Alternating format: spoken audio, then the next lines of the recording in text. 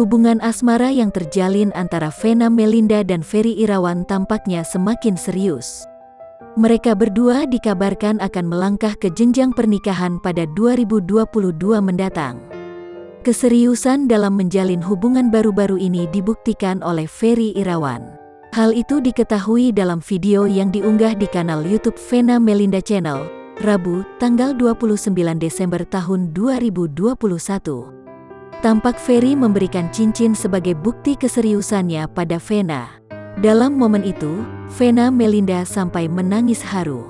Ia bahkan tak bisa berkata-kata saking begitu bahagianya. Diungkap Ferry Irawan bahwa tujuannya memberikan cincin bukan untuk melamar. Ferry mengatakan cincin tersebut adalah ungkapan dan tanda rasa sayangnya kepada Ibu Verrel Bramasta.